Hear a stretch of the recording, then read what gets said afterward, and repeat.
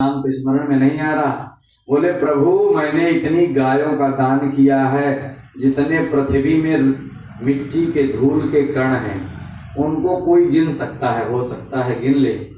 आकाश में जितने तारे गण हैं उनको हो सकता है कोई गिन ले, लेकिन इतनी गायों का मैंने दान किया है कि उसकी गिनती कोई भी नहीं कर सकता। तो बोले तब आपकी ऐसी दुर्गति क्यों हुई, गिरगिट क्यों बने भैया आप? कोई ऐसी गाय तो नहीं दे दी है किसी को कि जो कि पैर मारती रही हो, सींग मारती रही हो, बिना दूध देने वाली रही हो? ऐसी गायों का दान तो नहीं कर दिए कि अपराध बन गया हो? तो उन्होंने बताया कि नहीं प्रभु मैंने कैसी दान किया है, उन गायों को उनके बारे में बताता हूँ कि पयस्वनी तरुणी शील रूपा। पयस्वनी गाय मतलब कभी भी पैर उठाती नहीं थी।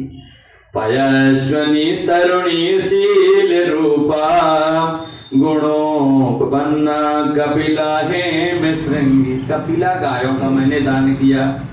न्यायार्जितारोप्य खुरास वत्सा, वत्सा से युक्त, बछड़े से युक्त। दुकोल माला भरणा ददवहम। तो बोले बस सोने और चांदी से खुर और सींग मढ़ा के ऐसी मैंने अनेकों गायों का दान किया जिसकी कोई गिनती नहीं कर सकता। तो बोले महाराज आपकी ये दुर्दशा क्यों हो गई, उसका कारण तो बताओ। बोले एक छोटी सी गलती बन गई मेरे से। मैंने क्या किया कि एक दिन मैंने दान किया गायों का और धोखे से एक गाय उनकी लौट के फिर से मेरे गौशाला में आ गई। तो बोले महाराज दूसरे दिन मैंने ध्यान नहीं दिया, इतनी गायों का झुंड था। दूसरे दिन भी वही संकल्प हो गया उस गाय का भी, तो दूसरे दिन भी दूसरे ब्राह्मण को चली गई।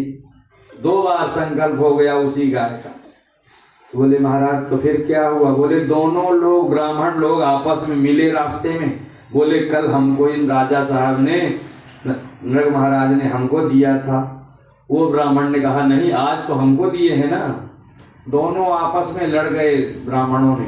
बोले हम पहले के ब्राह्मण लोग संकल्पित चीज जो होती थी उसी को लेना चाहते थे, ऐसा नहीं कि कोई भी ले ले कोई भी दे दे। जब संकल्प करके कोई देगा नाम गोत्र से तभी उसको स्वीकार करते। तो दोनों ब्राह्मणों ने आपस में कहा चलो जिसके पास गाय थी उसी के पास चलते हैं। तो ये बैठे थे अपने राज सिंहासन में। तो पहले दिन वाले बोले ब्राह्मण की महाराज आपने हमको दिया था, वैसे सर हिला दिया।